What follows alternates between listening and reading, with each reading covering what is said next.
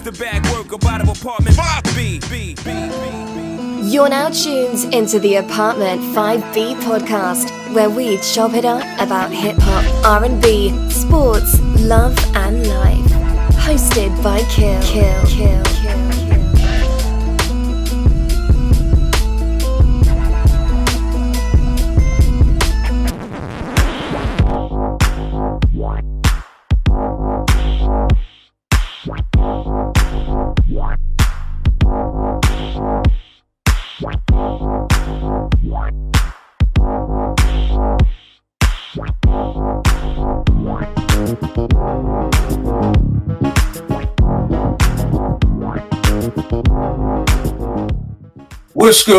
What's good, y'all? Y'all tuning in the Apartment 5B podcast, hosted by your man, Kill. As y'all see, I got my R&B gurus up here with me today. I got JR, the music guru of all music gurus. What's going on, brother? What's happening? What's going on, everybody? Yo, I'm sorry to hear about Porzingis. I know the pain. Well, yeah, I know the pain of drafting the number one draft pick who now forgot how to shoot the basketball. Who's ever heard of that? Yo, we gonna draft you and then you're gonna forget how to play basketball. So I feel your pain. I'll go over here. Sam, what's going on, fam? What's good, man? How you doing? Oh man, everything is everything. Everything is everything. Y'all know me. Let's jump right into it. Yo, normally I'm part of the in crowd. Growing up, I was a cool kid. I sat with the cool kids. I'm always around the cool kids. I feel left out right now because I'm loving this Justin Timberlake album, and the rest of the world seems to hate it. I got to talk to these two R&B gurus to figure out what the fuck I'm missing because I'm loving this album. I've been listening to it since Friday. It's Wednesday. I'm still banging this album nonstop. Nobody else likes it.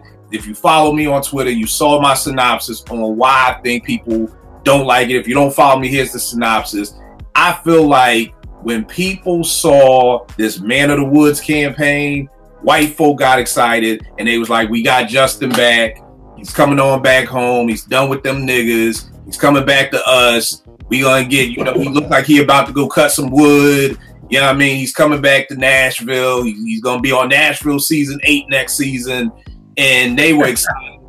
I felt like, because I won't hold you, I was looking at the album like, yo, bro, I thought you were supposed to be rocking with the Neptunes this album. Like, I felt betrayed. Like, yo, what is this Man of the Woods shit? Like, what are you talking about?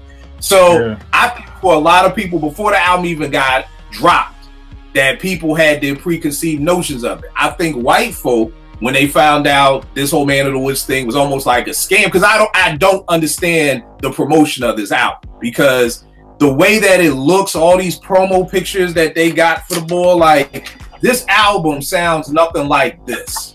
You know what I mean? It just doesn't. So I feel like there's some Jay-Z trickery going on in here, like Jay did with what was that Magna Carta album when he had all the producers in the studio and we all got hyped like, oh, Timberland, and then you find out Rick Rubin wasn't even working on the album. You know what I mean? It's like, I don't understand this dude is in here with some horses, B. Like, he's got horses on the cover. Like, I don't understand the promotion. And then the day I'm on Twitter, and then this thing saying that he has a jean line coming out with Levi. He's got a whole Man of the Woods. Yeah, he's got a Man of the Woods clothing campaign out now. And it's funny because I saw the ad. I was like, it looked like that shit Justin was wearing. And it is the stuff that Justin's wearing. So, again, I won't hold you. I was like, yo, what the hell? But then when I got the album, I saw, okay, the Neptunes are still doing stuff. Timbo's still doing stuff. I think once that happened, then white folk felt betrayed, because I'm seeing reviews of this. And we're going to talk about this because age does matter. I'm 43. I saw Rolling Stones, I think Rolling Stones gave it 2 mics. Somebody gave it like 1.5 stars. I'm 43. 1.5 stars in my day was like Vanilla Ice. And I'm like, come on, y'all. This album ain't Vanilla Ice. It is not that bad. At the end of the day, we got 9 Neptunes, 3 Timberland songs. Come on, y'all. It can't be Vanilla Ice bad. But we gonna get into all that good stuff. JR, you tell me, man. What just real quick, what are your thoughts on this album? We're gonna talk about how we grade it later, because then more importantly, here's the bigger question. When did black folk stop rocking with Justin Timberlake? I asked that question Monday. I've got 100 answers on Twitter we're going to go into. I don't understand any of them, to be honest with you. But it seemed like between Friday when this album dropped and Sunday night, in like 24 to 70, 48 to 72 hours, Justin went from being beloved like Hall & Oates to being hated like the KKK. And I got to understand what happened. JR, what do you think? When do you think Justin, like when did we stop messing with him? Because I didn't get the memo, and I'm frustrated because I didn't get the memo. So JR, you explain to me, when did black folks stop rocking with Justin? To be honest with you, I just don't remember when people stopped rocking with him. I just don't think people stop rocking with him now. I just think people are not liking the album because y'all know of all, I'm the biggest Janet fan ever, but I'm always here for the music. So Justin gave me 2 dope albums after this whole Super Bowl mess. You can't hate on Future Sex Love Sound. You can't hate on 2020. So I just think the hate, you feel like the hate everybody is not liking Justin because first of all, you just said it yourself. The promo really just threw everybody off. So everybody was thinking this Man of the Woods. So he gonna be on some guitar, sitting on a bench with like some Levi jeans on, talking to people. That's what everybody thought. And then when he come out with Filthy, or that's what the song is, right? Yeah, Filthy. Everybody is like, what is this? And I can kind of agree because I'm like, if you listen to the last 2020 album, 2020 Part 2, you would have thought he was going to make an album like this because songs like Drank You Away and Only When I Walk Away, Not a Bad Thing, and Pair of Wings, you like, when you see that promo, you like, okay, he's coming off these songs, so it makes sense. It's like, okay, cool. And then you throw out Filthy and you just throw everybody off. So I feel like this era is messy. So people is confused. That's why it feels like people are like hating on the album because it's like, wait a minute. When you give a promo, you like, this is the first single. This is how the album is supposed to be. So when we heard 2020 Suit and Tie, everybody was like, okay, so the album is going to be like this. It makes sense. When we listen to 2020, that song fits. When you listen to Filthy with this album, it does not fit to me. Supplies don't fit. That don't fit. And I just feel like, nah, this whole era is messy. And then you know everybody is on this let's be woke. So you know with the whole Super Bowl thing, everybody is pissed off with that. So it adds on more. This whole era is just messy and it's not great and it's hurting. Let me ask you this. When you heard Filthy, it may not fit, but do you like the song? No, I didn't. Okay, all right. I didn't like it. This is the first time Justin's first single I didn't like, but it didn't take away from it. I said, you know what? Everybody might have a messed up single. Shoot, hell, my favorite artist came out with an album and I didn't like the first single. So it's like, okay, cool. But then when you listen, then he came out with the second single, Supplies. I said, Justin, I know you're not doing this. I know you're not trying to go with the trends with this. You're not doing this. And I was like, Supplies, I was like, no, I'm not here for it. So I said, finally the album comes out. And then I'm like, okay. I'm like, okay, Justin, because y'all know I'm an emotional listener. So I'm trying to get these songs to really like get me. And I'm like, it ain't hitting me. I'm like, what is, Justin, come on. Like, we at song number 7 and I'm still not rocking to this. Normally by now with 2020, when song number 3, and that was Don't Hold the Wall, I was there. I was like, oh yeah, I'm there with this. I get to this and I'm like, okay, Midnight Summer Jam I like, Sauce I like, and then it goes south. I was like, what the hell? I was like, nah. All right, Sin, you tell me, man. When do you think and why do you think black folks stop rocking with Justin? I can't pinpoint it too well, but I mean, I think he made some type of comment last year, like some type of All Lives Matter comment. I forgot what he was talking about. And then like most black folks just like abandoned him then, like, oh, you a culture vulture. We was giving you a pass all these years. Now you uninvited from the cookout for whatever he said last year.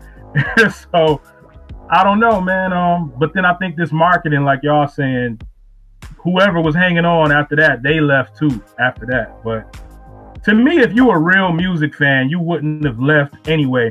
You're gonna be curious about what Justin has to say, what he's bringing this time around. That's how I feel. If you're a real music fan, you would not have abandoned Justin.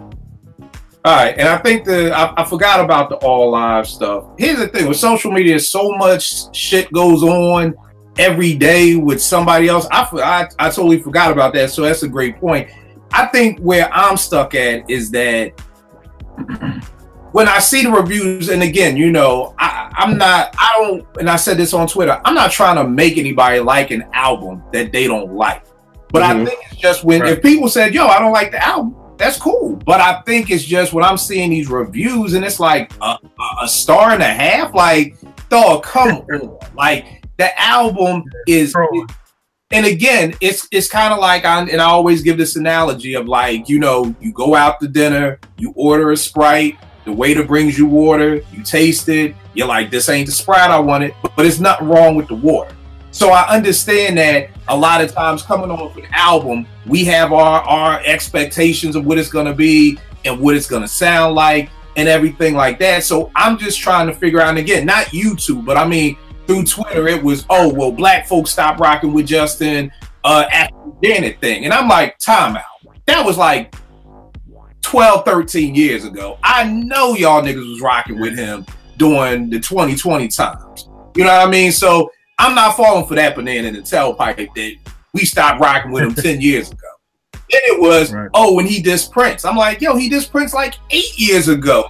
Like, again, like, that was all off that Sexy Back album. And I'm just like, I don't know if, like, JR, you said if it was the Super Bowl and it brought up memories of Janet, you know, because then I think, JR, you may have retweeted it. It was a Washington Post dude who was writing about how horrible the performance was.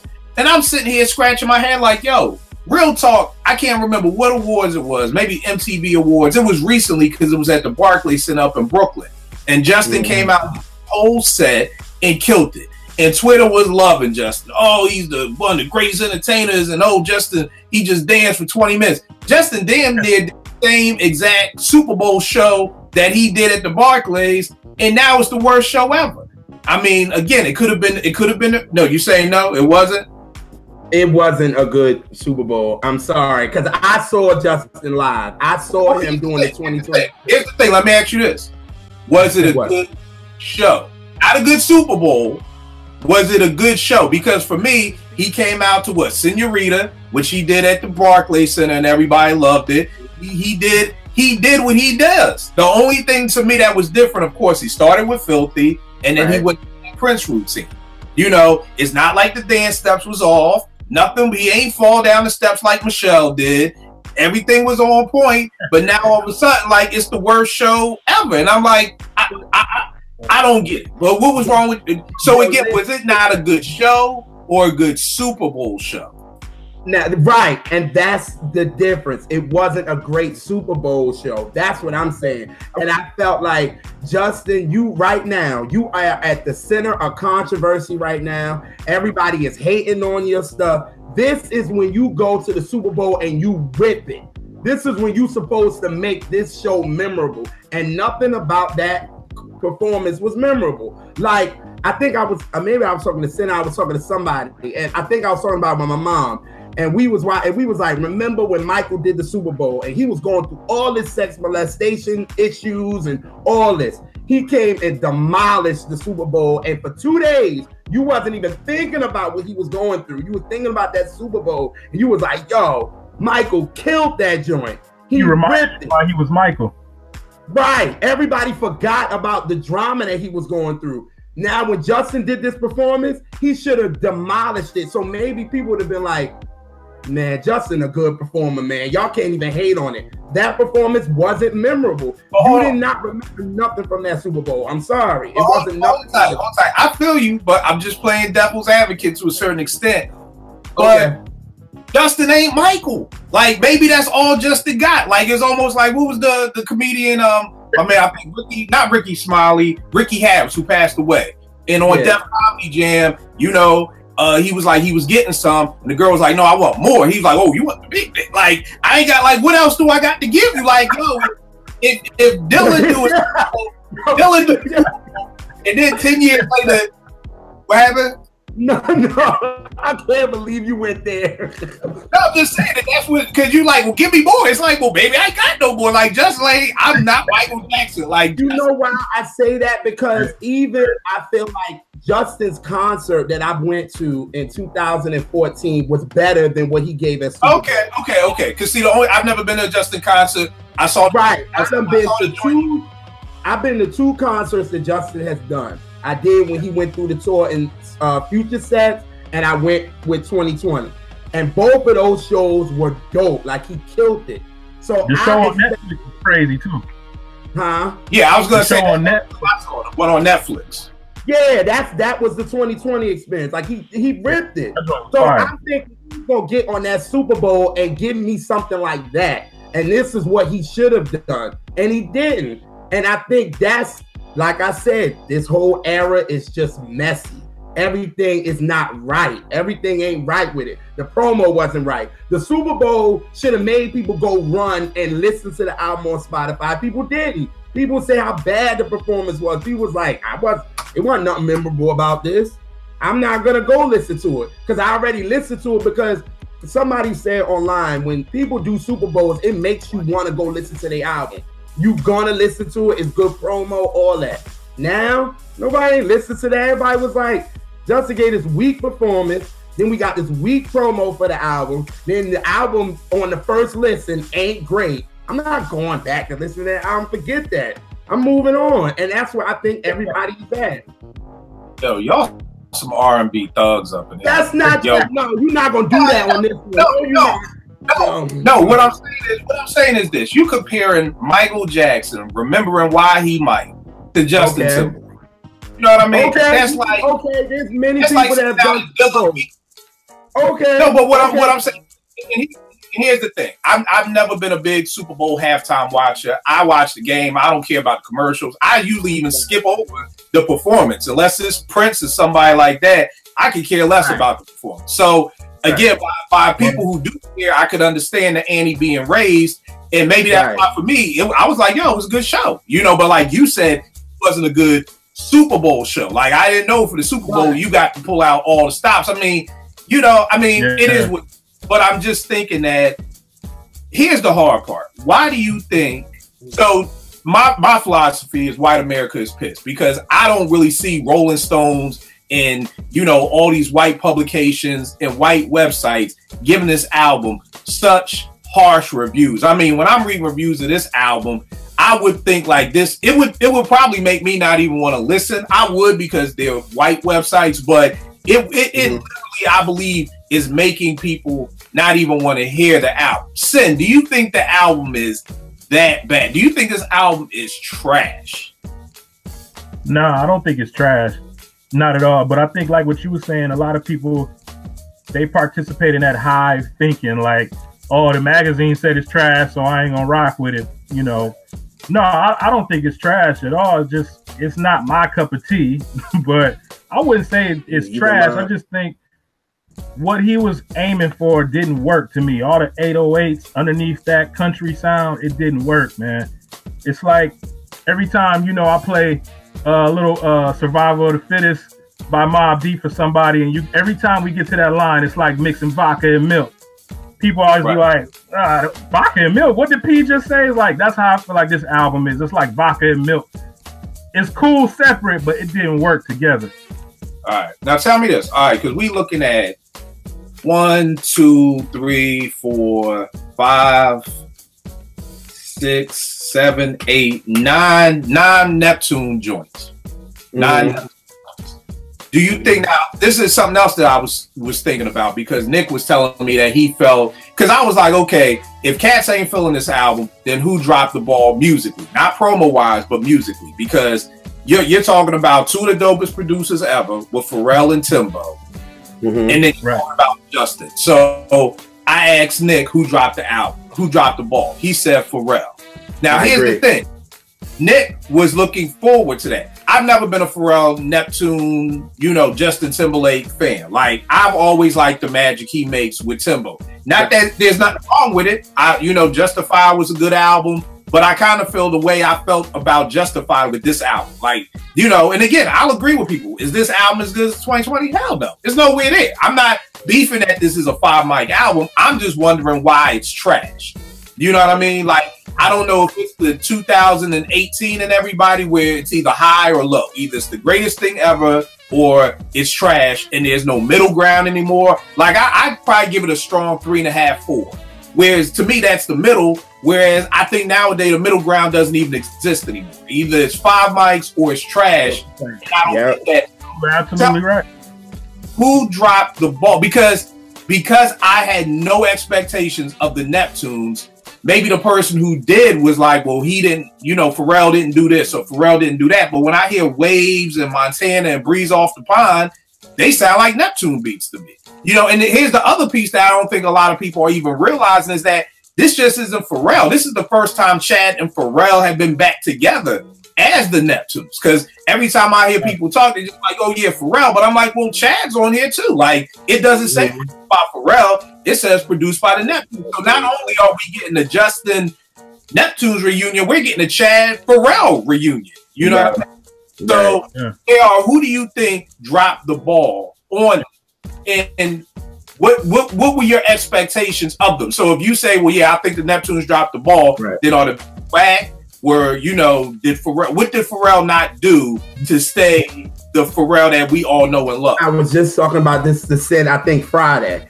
And when he was asking me, I feel as though that what the Neptunes try to do was take the sound that Justin had with Timberland with 2020 Part 2, with those songs that I said, like Drink You Away and Only When I Walk Away and those, and they tried to do that themselves, and it did not work to me. I felt like, I agree with you, Kale. I like when Justin works with Danger, Tim, and him. I like when it's them. But I think what it was everybody, when Pharrell and Justin did that song Brand New on the Girl album, it was like everybody was loving this. So everybody was looking at Justin like, yo, you think you can go back to Pharrell and do a bomb album? You done did 2 with Timberland. Let's see if you could do one with Pharrell. And I think it was forced. I feel like there was no, I think Pharrell dropped the ball. I think Pharrell and them was listening to 2020 Part 2 and tried to create that sound that Timberland and Danger created and tried to make it their own, and it just didn't work. Like, artistically, it did not work. And like, I like what somebody, I think, responded to you. I think it was Nick. Nick was like, you was using guitars in songs that wasn't needed. Like, why are you using the guitar in this song? For what? It wasn't needed.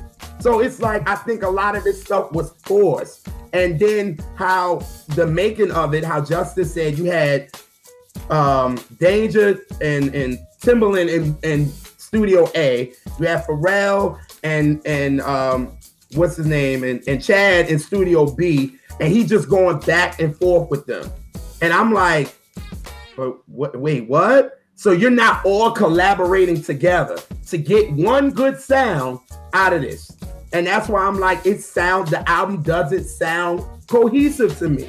It just sounds off. It just sounds like I said, I know what Justin was trying to do with this album. You know what he was trying to do. But all right, well, tell me this. But here's the question. What was he trying to do? I think he was trying to do songs like Flannel. I think he was trying to do songs like Breeze on the Pond. And he wanted to do a whole album like that. But he knew that he had to connect to us. Because, I mean, at the end of the day, his sound is really us.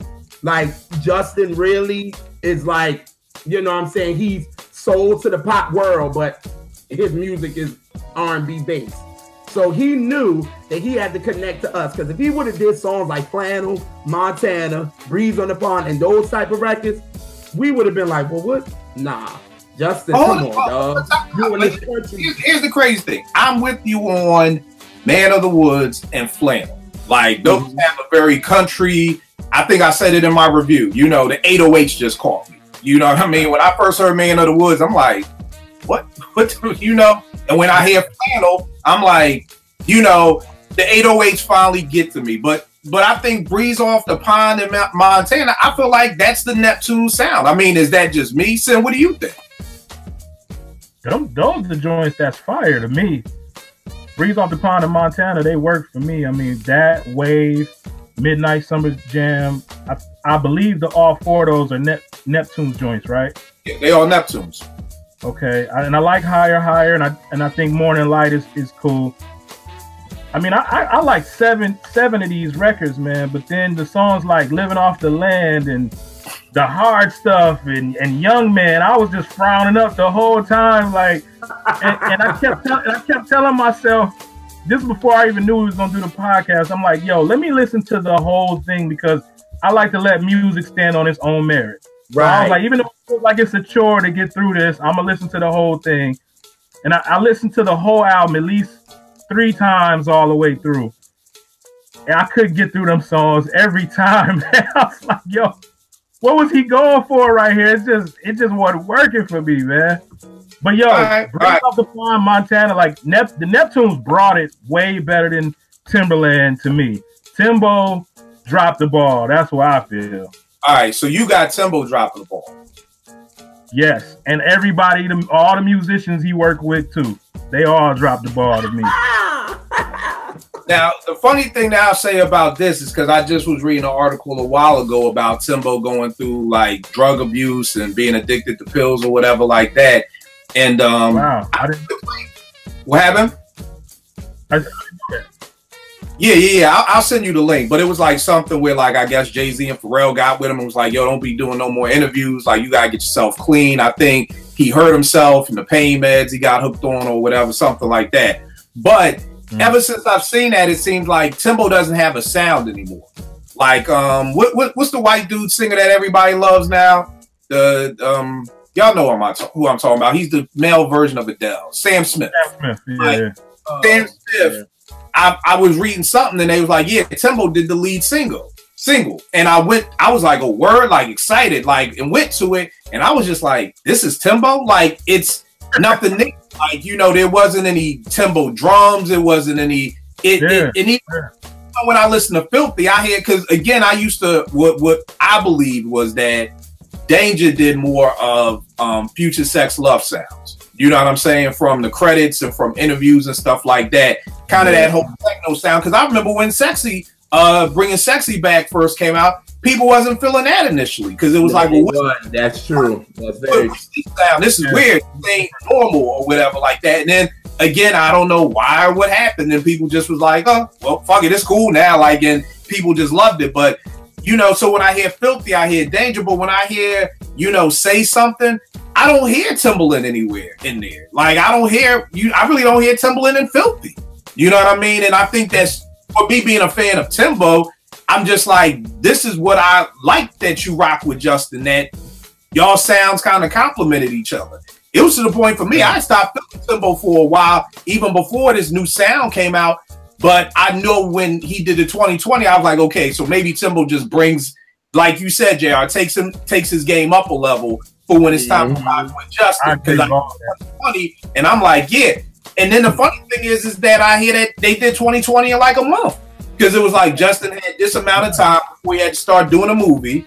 Then it was like, we just gonna lock ourselves down in the studio and just bang out this album in a month. Because I remember telling people, again, you don't got to be in the studio for a year to make an incredible piece of music, because this first 2020 to me is 5 mics and they did it in a month. You know what I mean?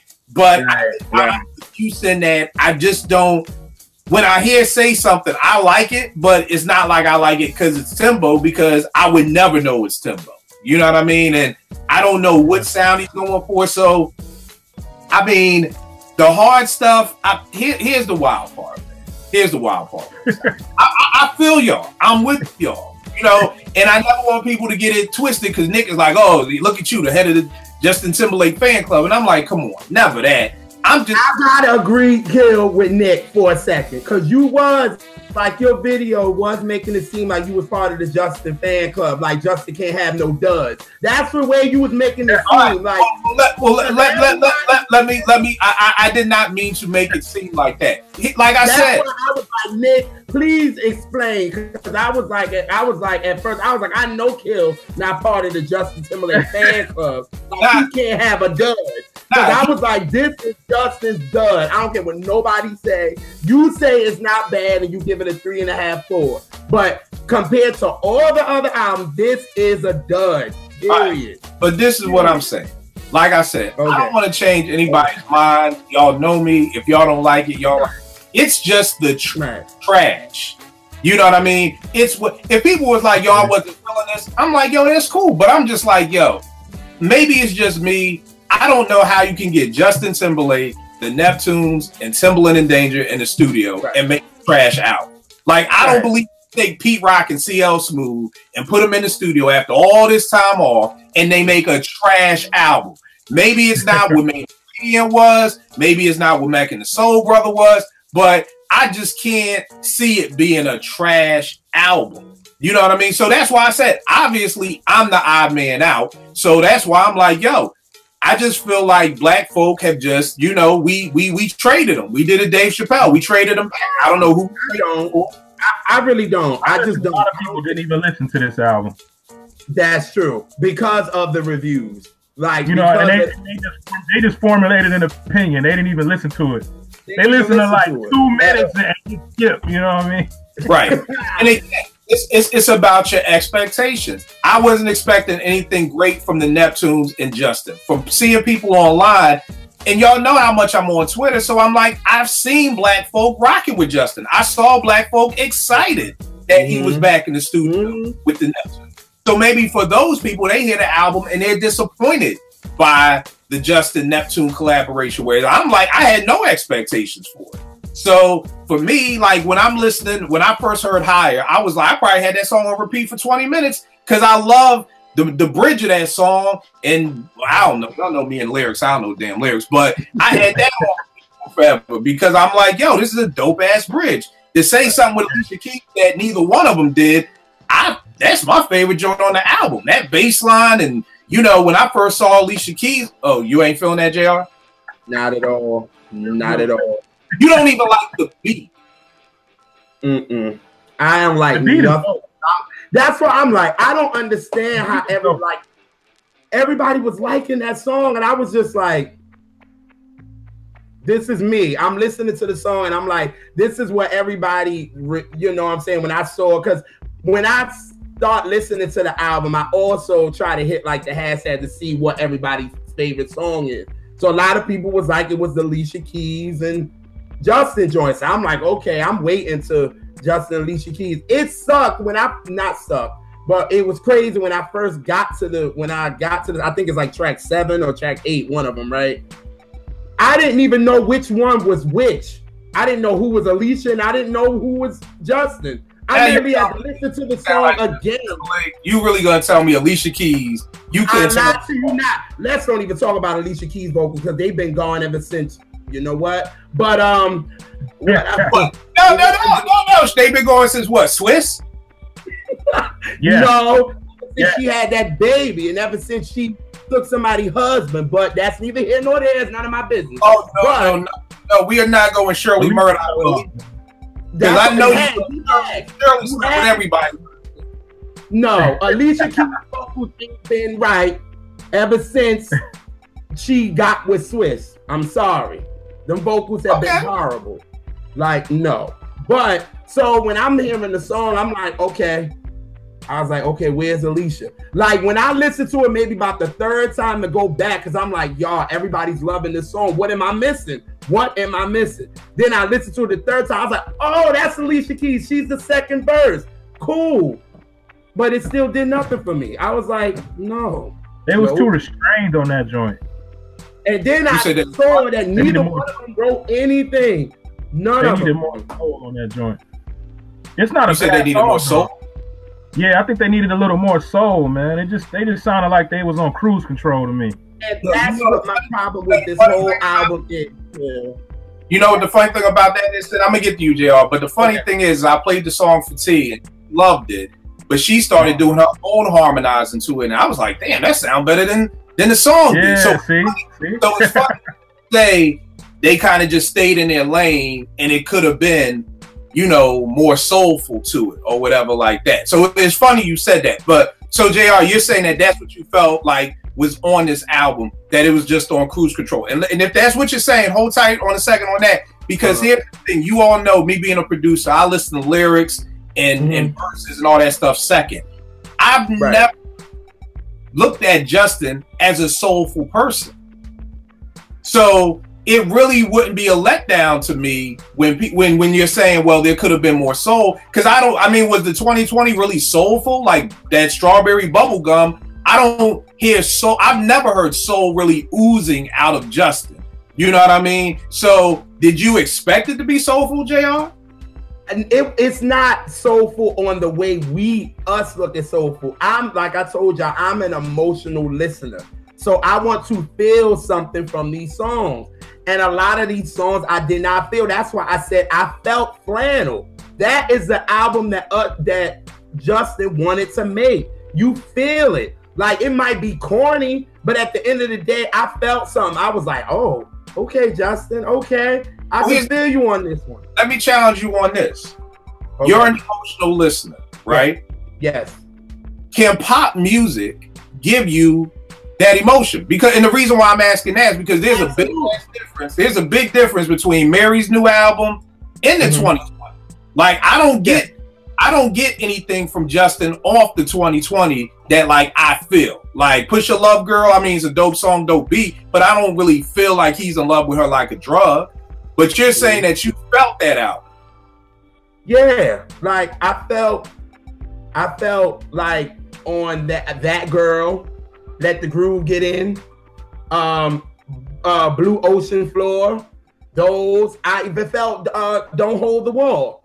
Love that record. Like, you felt something with these songs, like, and it was back to back with it. Like, it was like, whoa. Okay, so you're not saying feeling it like how you would feel a Mary album, and you feel no. Because like a pop you're just album, feeling that the beat is dope or that the song is a completed song.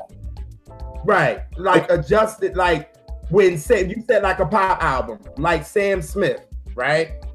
You listen to Sam Smith in The Lonely Hour, you feel him on that. You feel like, damn, this dude hurt in these joints. That's what you feel. And that's a pop album. I don't care what nobody say it's pop. Just because the label put Mary on Stay With Me don't mean it's a soulful album. But I'm just saying, like, and then on Justified, I felt what Justin, you felt his influence. You felt Stevie. You felt, all these joints on there. I did not feel anything on this album. Like, I felt, like I said, I like Flannels, Breeze Off the Pond, I felt. Waves, I definitely felt, because I knew who was playing that guitar on there because I love Raphael Sadiq so much. So I knew that was him. I was like, that's Raphael. I was like, okay, I like that. I like Midnight Summer Jam because it definitely gives you what you missed with Pharrell and Justin. It was like, okay. Because that joint reminds me of Let the Groove In. That song, Let the Groove In. That's what. But see, you just kind of answered my question. You kind of answered what I was saying. They tried to create a sound that Timberlake and them gave Justin and tried to add their own to it. And to me, it didn't work for me. I'm like, when you listen to Justified, it does not sound like Future Sex Love Sound. Future Sex Love Sound doesn't sound like 2020, but when you listen to Future Sex and listen to 2020, you know this is a Timberland sound. Boom. Right. When you listen to Justified, that was a Pharrell and Justin sound. They was in the studio together. They was vibing with each other. It felt like to me that Justin heard a couple of these beats. Pharrell gave him a couple of beats. He was like, okay, I like this one. I like that one. I like that one. Y'all know I got time. Let's do this. Let's knock these songs out and keep it moving. There was no, like, because I like how they did with the Justified album too. They showed the behind the scenes when Justin and Pharrell was literally in the studio together, and Pharrell was creating beats for him. But here's he did that with this. Okay, but here's the thing. Again, I feel what you're saying. I feel what you're saying. I'm just thinking of it just in terms of like that they made the 2020 series in a month. You know what I mean? Right. So, but I feel what you're saying. Tell me this. They did that with Justified too. I think they did it within like 2 months, and they did it. And then, but it was like they were in the studio together. They created. Justin was playing guitar. Pharrell was doing the piano. It was like that. So tell me this: if we find some video online of them all in the studio working together, you know what I mean? Gonna come out now. They gotta sell this album, so they're gonna try to fill us with that. They're gonna try to say Pharrell and them was in the studio. I'm telling you, this album is so going down.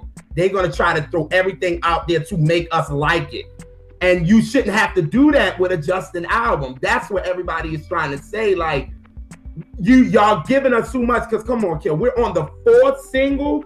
You done got 4 videos out, and none of these songs have really hit like that. But you know what I'm wondering. You know what I'm wondering too. Where does Justin go from this? Because I think here's the problem. You know, it's kind of like, and in many ways, you know, putting on my marriage coach hat, when you're in a relationship with an artist, you know, and you like them, you know, eventually they're gonna grow. You know, me and T got married at 26. We weren't the same person at 30. We're not the same person at 32. So the album that Justin made, what Justified, had to come out in like 2001 or 2, right? Yeah. We're talking about we're 15, 16 years now. You know, the dude is married, he's got a kid. Where do you think Justin goes from here? You know, if you feel like the Neptunes dropped the ball, like, and maybe here's the bigger question: who is, you know, would a real Justin Timberlake stand up? You know, because in my review of the album, in the first paragraph, I'm talking about how I ain't never liked no NSYNC or Backstreet Boys or none of these groups. I heard Gone, and I was like, yo, that's a banging ass song. Who is that? My little sister was like, oh, that's NSYNC. And I was like, what? Wait, what?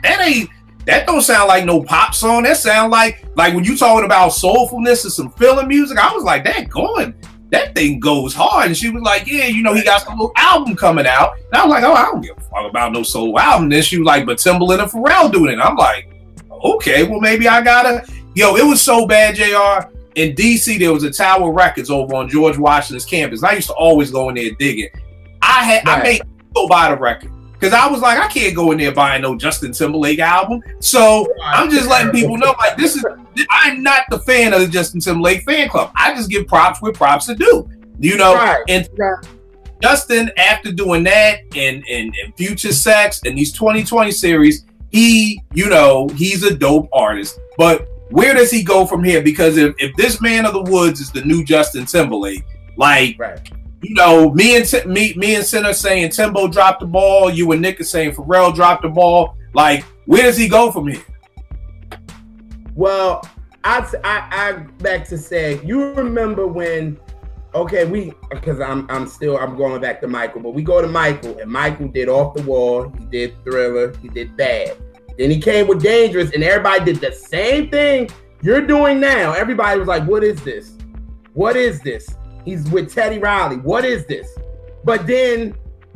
Well, hold on. You said Bad. Now, Bad was still Quincy, right? Right. Yeah, that was still Quincy. Right. Now, what... Because, you know, after Bad, I checked out. So, you know, I heard singles and stuff like that. I checked out. First to admit it. I checked the hell out. You know, I didn't like Bad, like Thriller, not like that. And didn't pay any attention to him until Remember the Times. And to be honest, I may have only listened to that album once or twice. So, but keep going back to what you were saying. I was just making sure that in my mind I was that. Yeah. And then everybody kind of was like, yo, what is this? And what is this? And what is Michael gonna do? And Michael kind of like, they felt like Michael kind of went down. It was like, what is this album? I love the Dangerous album. Me and you done had arguments about this Dangerous album. I love it. But it's like after Michael realized that, wait a minute, everybody ain't feeling this. Michael went away. You see, Michael ain't dry. He did the History, which was kind of like his greatest hits, but that was it. And then he did Blood on the Dance Floor, but it wasn't a full-length album. He didn't come out with another album in 2001. So it's like, to me, like I told Sin, I feel like this whole era kind of messed up Justin. So I think Justin's gonna chill for a minute after this tour, and after this, he gonna chill and he gonna be like, nah, man, I'm gonna chill for a minute because everybody ain't connected to me like they used to. Right. Some is the shift. So I need to do something to kind of keep me in there and keep me, you know. So I think he's gonna go to movies and he's gonna do that and he's gonna chill with music for a minute. But I felt like this album was completely forced. And that's why I felt like Pharrell and them dropped the ball. I felt like Justin knew it, but Justin had something to prove. I felt like he like, listen, I did 2 bomb albums with Timberlake. My first album was mainly produced by Pharrell. I could go back to Pharrell and do the same thing and do a banger again. Because here's the thing. That's what most people want, right? But here's the thing. Justin never really dropped the ball. Like when all the times when Mary would put out albums, you know, it would be like, yo, you need to get back with Puff. And then she got with Puff, and Cats wasn't really feeling that album like that. You know, so then it was like, okay, where does Mary go? Then it was like the London sessions. You know what I'm saying? And then it kind of was like a little bit all over the place. It was, you know, we got Raphael Sadiq, you know, we got, you know, Justice League. We kind of got a hodgepodge of producers until, you know, I felt like she really hit her groove again with this. So for me, I kind of feel like Justin is going to do, like you said, maybe chill for a minute, but he's going to really have to find out who he could really connect with. Because here's the difference with hip hop and R&B. Right. Me, I always disagree about this. I feel like Pete Rock could send CL Smooth 50 beats. CL can pick out the 12 he wants, write to him, and it'll be a banging out. Ab feels like, nah, they need to be in the studio. They need to be boys. They need to be in the mix of things together to create. I don't think hip hop is like that. I think we love Pete Rock's beats. We love CL Smooth's voice over his beats. That's what we would get. You know what I'm saying? I feel like with R&B, you've got to come up with a couple of matches. You've got to come up with, like, this whole Mary album just fit. Like, it was like, you got to find the right songwriters. And so in finding Jasmine Sullivan, boom, you hit gold. You know, and then finding the production, I forgot who's the main dude. Who did that album for the most part, the bulk of it? Oh, it was DJ Camper. Right. DJ Camper band. Right. Finding that, it was like, okay, boom. Now we've got the, you know, what was Phil Jackson got the triangle. We got the triangle office. We got these 3 people, and together, I think that's what Justin is going to have to try to find. Like, you know, number one, I find like with artists and songwriters and R&B, the hard part is, number one, finding your voice. You know, I feel like Mary really bounced back with me for this album because her voice was heartbreak again because of what went on with her husband. You know what I mean? But when everything is fine, I find like it may be hard for people to find their voice because what am I going to sing about? You know what I'm saying? So I think Justin needs to find his voice. Justin may not, the Neptunes and Timberlake may not be that go-to person anymore. You know, he may need to find. Mary,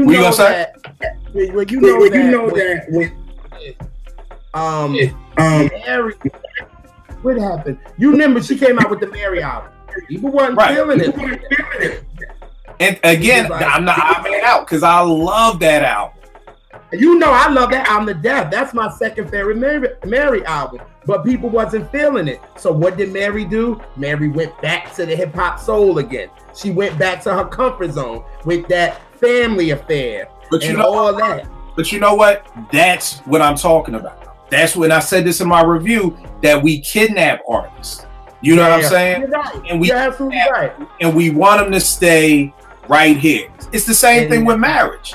You want to kidnap whoever you marry. You want to kidnap them and freeze them at that moment right here. So if you're cool with me going to tailgate every Sunday and you're like, I want to freeze you and I don't want you to ever stop being that person, because if you are, then I'm going to have a problem. Now that you know, yeah, I've been tailgating since I was 26, but now I'm 32. Now you want me in church every Sunday. Now we having a huge argument, you know? So those are the things we wanted to kidnap Mary, because I felt like the Mary album was a mature Mary.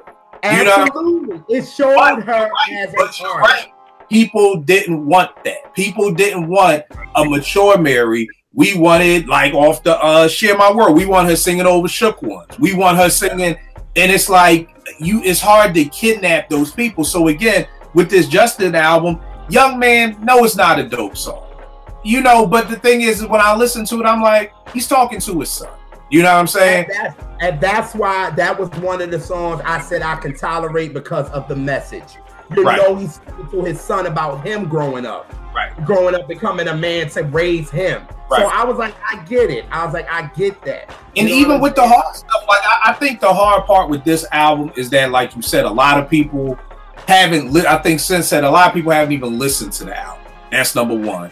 And I think a lot of times, I mean, I'm guilty of this. Y'all know I'm not the lyrics dude, but whenever I'm writing a review, I'm looking at the lyrics. And to be honest, the bulk of this album is just about being in love.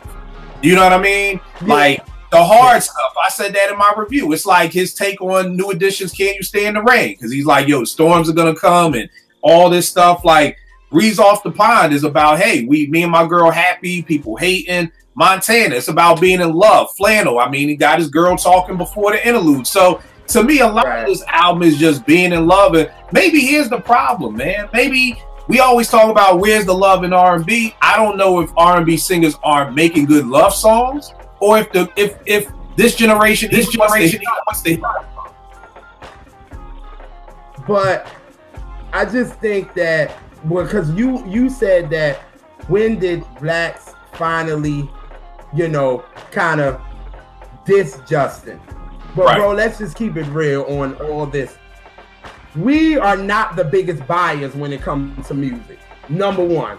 So it wasn't us that was helping Justin sell 900,000 and 600,000 in the first week. It wasn't us. Right. And here's the thing too, is that I think right now, maybe what we're going through is a season, and when Sin said that he made the statement about all lives matter, is that maybe with racial tension right now, we don't want white soul singers no more. Maybe that's what it is. Because, you know, when Adele's album dropped, people were like, I don't know why she keep getting all these awards. I'm fucking sorry. Adele, I like her music. You know what I mean? And again, I don't know if it's the reversal of the Eminem phenomenon, because if Adele was black, nobody would be saying anything about her music. But because she's white, I mean, the shorty can sing. I mean, at the end of the day, shorty can sing. So I just feel like maybe that's what it is, because if you don't say Black Lives Matter, like Sin said, you ain't invited to the barbecue no more. Hell, if I say right now all lives matter, I done lost fucking 200 followers just like that, because I said all lives. So I don't know, we're just at the point now where it's just like, you know, I felt like the only way Justin could have came back to the barbecue is if he would have had Janet out on that stage with him. That would have been the only way. I don't even think that. I mean, that would have been huge. That would have been a big deal. But I think with Justin, you were in Minneapolis, in my opinion, you should have brought out Sheila E. You should have brought out The Time. You should have brought out all these people from Minneapolis. That would have been a huge deal. Like, it would have been like, yo, Justin is representing. How much time you get at the Super Bowl? You done had him bring out 10 niggas, man. How much everybody done brought, like, when they do a halftime show, many people have brought out people. Hello, Janet brought out Justin. No, I'm asking. I told y'all I don't watch that shit, so I don't know. You just named. Well, I'm like, how much time you get from, basically you get, like, I think like about 20 minutes. That's what you get. You get that. And you do whatever it is you want to do. You bring out whoever you want to bring out. Like, I mean, when Bruno did it in 2012, he brought out the Red Hot Chili Peppers. All right, I'm with you. And me bringing up Bruno Mars, I think I was telling this to Sin. Bruno Mars did, if you listen to Unorthodox Jukebox, that is a pop rock album. Hands down, period. You listen to this 24K album, it's an R&B base. He did an album that he wanted to do. I feel like Justin didn't do an album he really wanted to. He tried to adapt to the commercial vibe, but he sacrificed his artistic integrity to make that. That's what I feel. I feel like Justin wanted an album that had just flannel, breeze on the pond, those type of records, but the label was like, nah, Justin, right now, we know what you want to do, but right now, we need some 808, some trap in there. You got to give us something. You can't do this. And I'm like... And here's the thing. I wonder, because I would love to find that out, because in my mind, I'm like, Justin is such a big star that the label can't tell him what to do. You know, it's almost like... You think, well, because it's just me. It's like, it would be hard. It's easy for me to believe that a label is telling Jasmine Sullivan, this is what you need to do. I got you. The label telling Beyonce, this is what you need to do.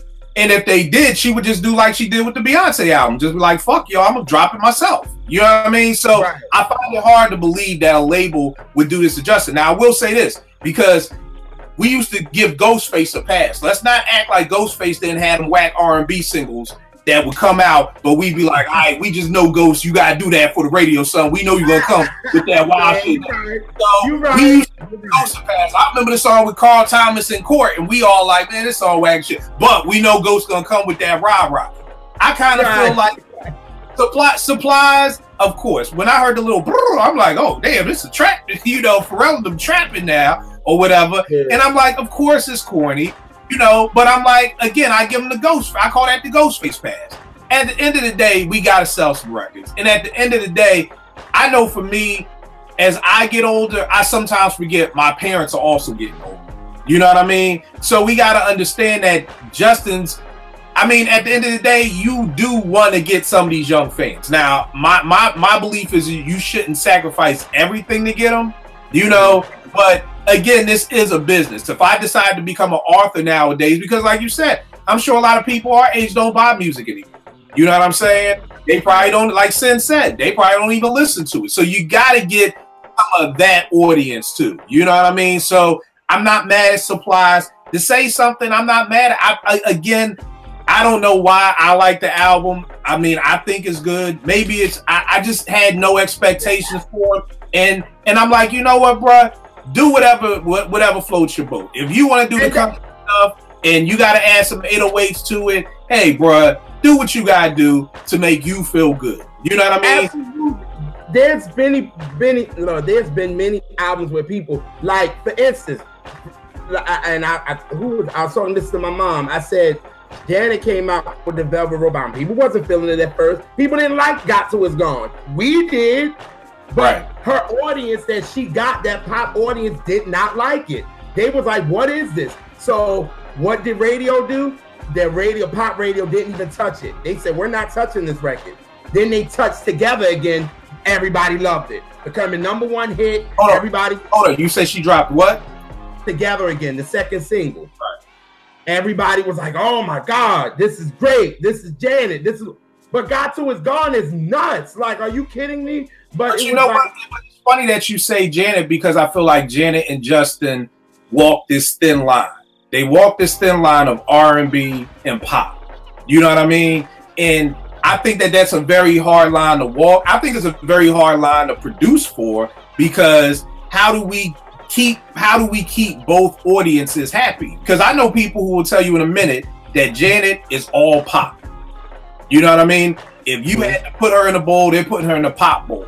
She's not R&B, she's not soul, she's pop, but Got Till It's Gone. You know, I really started loving Janet because of when Jimmy and them were using them break beats. When I heard the Moth Like a Flame burn through the fire, and I'm like, yo, they using the Vapors, they using them Peach the Presidents, like that's straight us. You know what I mean? But then you listen to If with the hard rock guitars and Black Cat, that ain't us. So I always feel like with these albums, there's really not going to be a lot of cohesion because you're kind of all over the place. Jasmine Sullivan's first album, I felt like that was almost like a demo tape, because it's like you got so many songs going in so many different ways that I can't keep up. You know what I mean? But well, here's the thing. When I first heard Jasmine's first album, I'm hearing the I Need You or I Want You, whatever that song was. But then I'm hearing other songs that kind of had a popish sound to it. You know what I mean? Oh yeah, that was like Lions, Tigers, and Bears. So it just, I almost felt like it was almost like her saying, "Look, y'all, I could do it all. You want me to write this kind of song? I could do it. You want me to do this type of song? I could do it." You know, whereas the last Jasmine album, I felt like was more all kind of soul. You know what I mean? But even Jasmine had to break out the 808s. I feel like it's almost like tap dancing. You got to tap dance, so you're gonna have to break out some 808s if you want black people nowadays. But Sin, tell me this, you fell off for a minute. Where do you see Justin going from here? Because normally, you know, artists get away from their original producers, they go try different stuff, it doesn't work, and we're always like, man, can't you just get back with, you know, Alicia, you know, Janet left Jimmy when she got with Jermaine Dupri, and I knew that was the beginning and the ending right there. Or we just said it with Alicia and Swiss, like, I want Crucial Keys back, you know. What do you, oh, A. Marie, we want Rich Harrison. I don't want to buy no, I want to hear A. Marie's voice without Rich Harrison. So tell me this, where does Justin go from here? Because he got back with the OG producers and people are happy with it. Where does Justin go from here? That's a good question, man. I was actually thinking about that earlier. It could go one or two ways. He could just act for the rest of his career and his life and, you know, love his life with his wife and just chill. Or he can do an Usher and be real passionate about, I got to hurry up and come back and prove that I can make a good album. Because every time Usher drops an album that we ain't feeling, he immediately gets in the studio and tries to, you know, make something that everybody will like. Now tell me this, because you're a big Usher fan. How do you feel about songs like No Limit? That's definitely going for that trap feel. Whack as hell. I'm not feeling it, man. I just feel like Usher's so out of character because, like, all of a sudden now he got a lot of profanity in his music and he's all on this, you know, he having sex with everything moving. I don't believe him anymore. It just wasn't believable. It wasn't connecting with me. All right. He got to act his age and put on the tux and all of that, but like, come on, Usher. It was just so, like, he had that one joint where he was like, I like bitches. You like bitches. We can get two bitches to keep a secret. I'm like, this ain't Usher. Like, what is that? Hey, man, you know what Usher this is? You know what Usher that is? That's the Usher that got what? 2 baby moms and kids and child support payments. It's Sugar Ray movie bombed. Ain't nobody go see it. This is the Usher who got bills to pay. He got a mansion that ain't paid for. He ain't trying to be Bow Wow getting caught and coach on flights. And I got to do whatever I got to do to keep these bills paid, man. You know? So that's always the hard part with these artists and being older now and having bills. I try to cut them some slack because I'm always like, yo, this is how y'all make y'all money, man. You know, it's great to be artistic and it's great if you were Pharrell, you know, who never really sampled hard and you got all your publishing and you got houses and all this, or if you're Swiss and you always use the Triton. But, you know, for a lot of artists, we know the business, the artists get the short end of the stick.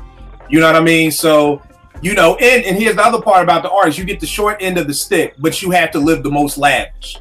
You know what I mean? So in this catch-22 of, well, damn, I really don't have the money to have a private jet, but if I'm not on a private jet, then y'all joking me on Bossip and Media Takeout. So, but it's hard because they make the least amount of money but have to floss the most. You don't care if your producer's flossing. You don't care if Jimmy Iovine is flossing, but damn it, you know, if I see Usher and not in first class, that back in the day used to be flying first class. Now, if you ain't got your own jet, like, you know, the ante is always going up. In my day, in '89, you could have had a Jetta. If you had a Jetta in 1989, you were official.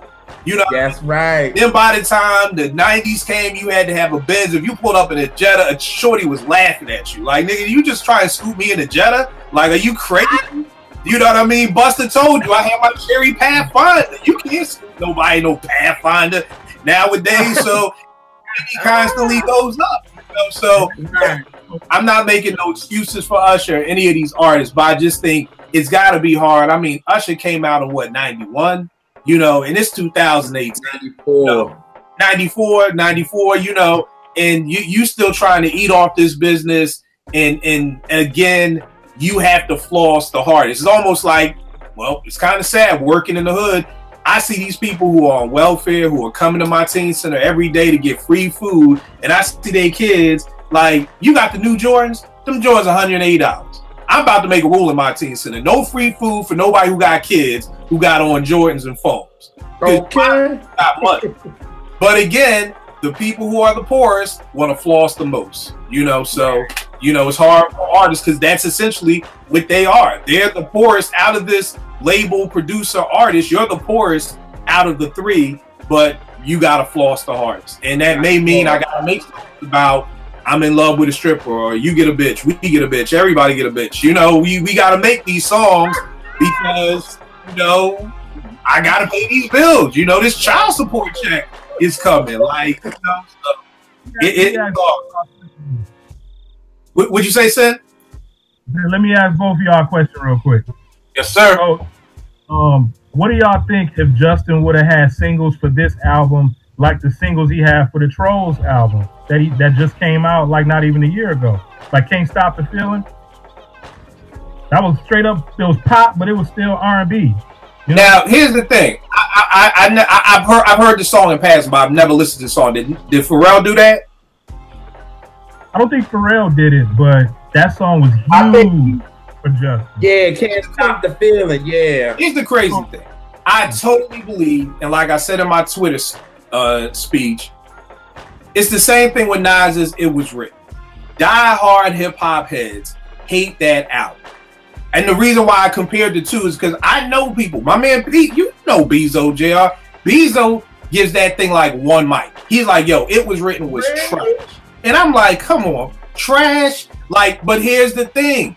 Those die-hard hip-hop heads, when they saw Produced by the Trackmasters in 1995, 96, that's the worst thing you could have done as being a hip-hop head, was to have the Trackmasters produce your album. Now, again, I always tell the story. I got the advance copy. I didn't know who produced nothing. I remember sitting in my mom's basement in Philly thinking, I'm like, okay, you know what? Pete Rock may have done Watch Them Niggas, because that's a Pete Rockish type beat. And I knew RZA did Shootouts. Like that beat was just crazy. So for me, when I got the album and I saw the Trackmasters did it, I'm like, I had to take my hat off to them niggas. Like, you know what? I gotta stop dissing the Trackmasters because they came with some heat. You know what I mean? There may only be one or two songs I don't like on It Was Written. But for the rest of the hip-hop heads that just got the album and opened it up and saw it produced by the Trackmasters, I believe that literally put a black cloud over that whole album, and people will tell you that album is trash. And I truly believe it's the same with this album. I think if this album was called, and not for y'all too, but for the masses, if this album was called something else and it would have been marketed in a different way, I mean, come on, this album cover is whack, the promo is whack, all the videos are whack. I don't even know what the hell he doing in the Filthy video. If he would have came out with some dope visuals and some dope stuff, I believe black folk would have rocked with this album. But I believe that most black folk have said, you know what? That's some old Man of the Woods shit. I ain't rocking with it. Like Sin said, without even listening to it. Because there's no way. I've sat with hip-hop heads and played them The Message and Street Dreams and Watch Them Niggas and Shootouts. And I'm like, y'all gonna try and tell me these songs ain't dope and Nas ain't rhyming? Right. Nah, it's whack. It's whack. Trackmasters. Now I'm up Steve Stout. I'm like, yo, forget who produced it. Just with an open air, and that's what I think a lot of times people don't do, is listen with the open air. So to me, Justin, I mean, again, it's partly his fault, because maybe this whole Man of the Woods thing, maybe the whole big thing was this whole new Levi's line he got coming out. Maybe that was what this whole Man of the Woods campaign was, because I don't find it a coincidence that I see a picture of some nigga who looked like Justin, and now he got a whole line coming out. And maybe for him, it was worth doing this whack promo to get his Levi's line popping. Maybe. What you think? I don't know. I just think every artist gets to a time where they have a dud. And I just feel like this is Justin's dud. Every artist go through it. Every artist have it. It ain't like Justin sucks, because he about to go on tour, and I know he probably gonna kill it in these arenas. You know what I'm saying? But right now, this album ain't what people feeling. It ain't my cup of tea at all. It ain't my cup of liquor. I won't listen to it with a bottle at all, because it don't do nothing for me. Like, you know what I'm saying? Like, it doesn't. But I'm not gonna say that Justin is whack. No, he's not. It's just he has a dud, and it's just his time. Do I think he might come back with another album and it be bomb? Yes. But right now, this album is just not hitting for me. Artistically, he didn't hit it. What he wanted to do, he didn't hit it. I feel you on that, because even with this tour, I may only want him doing 2 songs off of this album. Exactly. See, when you already know, like when you go to his tour, like when I went to the 2020 experience, I wanted to hear a lot of them damn songs off that album. So he did his tour, his how long was his joint? His joint was like in a 2.5-hour show, no opener, no nothing. And he did so many songs off the 2020. The thing is too is that I say that, and not saying that the songs are bad, but I don't feel like this is a touring album. So I was shocked that I mean, I get it, you got it tour. I mean, I was looking at the tickets. If you want to be on the floor, they like $1,500. Like nosebleed, $480. Especially with an album like this, he's crazy. Right, but nosebleed seems like $480 with this. But I don't feel like this is a touring album. So, but I get it that artists have to put out, because outside, nothing really on here is really up-tempo enough. To me, 2020 was all up-tempo. It was all, you know, keep the party moving, keep the party going, you know, whereas this is more so, it to me is not a touring album. But again, you got to tour for whatever. I didn't think 44 was a touring album for Jay-Z. I didn't go to the tour. I'm not a big Jay-Z tour dude like that, but I'm like, I don't know if I really want to, after seeing him perform on Saturday Night Live, I don't know if I really want to hear 444 on tour. I don't know if I want to hear with the OJ song on tour. I don't know if I want to hear Marcy Me on tour. Not that these aren't good songs, but do I really want to just see you sit there with a microphone and talk about Beyonce and all that stuff? Like, nah. But I get it. You have to tour off this album. So I feel y'all. Send, give them all the information, good brother. You got a new album that's about to drop. Let them know where they can get the single. Let them know where they can get all that good stuff at, good brother. Appreciate it, man. My Twitter, Instagram, Cinematic with an SINEMATIC06. Twitter, Instagram. My new album, Infinity's coming out February 26th. All streaming platforms. CDs will be available. I'm sending my man Kill one for free because, of course, he's produced on there. Got Polly with him later anyway, but yeah, check me out. Cinematic 06. Check me out. All right, no doubt. JR, give them all your information. Listen, Wicked is out right now. What the heck is you talking about? You forgot about Wicked? Are you crazy? That's the problem. That's why people need street teams. JR, Sin, you haven't been here. When you need Kill, you did it to me. You did it to me on the show. Because if he's your manager, he'll go to bat for you. I done been in brawls with this dude over Ralph Tresvant. I did not say. Get him on as your manager right there. So we'll let them know where they can get the single at right now.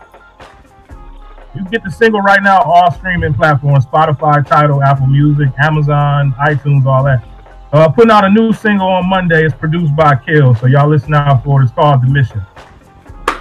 No doubt. JR, give them all the information. Hey, man, I appreciate you making time for us now that you're on the New York airwaves and everything. Because I know, I don't know if you can make time for us tiny people anymore, you know, just with podcast. Don't do that. Don't do that. In New York City. You ain't on the radio in Milwaukee and Cincinnati. You on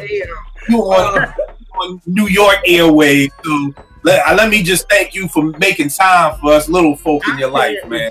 No, I can't do it. Well, first, my website is juniorworldofsoul.com. Check me out there. I do current R&B bangers weekly. Then I do like our Flashback Friday videos where I talk about Motown stacks, 90s, 70s, 60s, whatever. Because I'm like Quincy Jones. We need to learn our history so we can, you know, stop calling people has-beens and all that. So I try to do that. But every last Thursday of every month, I am on 89.1 FM. You can check it out on iHeartRadio. You can check it out on HD radio, all that good stuff. I'm on there doing JR's top 5 R&B songs of the month, where I talk about artists that don't get shine. I might throw in there an artist that's kind of popular, but I really want to do it for, you know, artists that don't get too much shine, because we have some dope R&B artists out there that really need shine, and they making better music than what we're hearing on mainstream radio. So I try to do that. It's on the Goodness from 2 to 4. My boy DJ Dance. Yes, that's what you call yourself. DJ Dance the Goodness 2 to 4, but I'm on there every last Thursday of the month. All right, no doubt. You already know this with me, Kill 889. We'll make beats for food. I was just about to say something. I totally forgot. Oh, February 24th, if you're in the DMV, Apartment 5B podcast. We back at the American Poetry Museum, 750 Monroe Street, Northeast. Another dope discussion. The crowd has been growing. It's going to be another dope discussion. Got some special guests coming through. So it should be a dope show. JR will be there as always. So, yo, if you're in the DMV, come through, check it out. We'll be making beats there. We digging in crates there. It's just a whole hip-hop atmosphere. And it's a dope time. So definitely, if y'all in the DMV, come check that out. All right, good brothers. I will chop it up with y'all later, all right? Peace.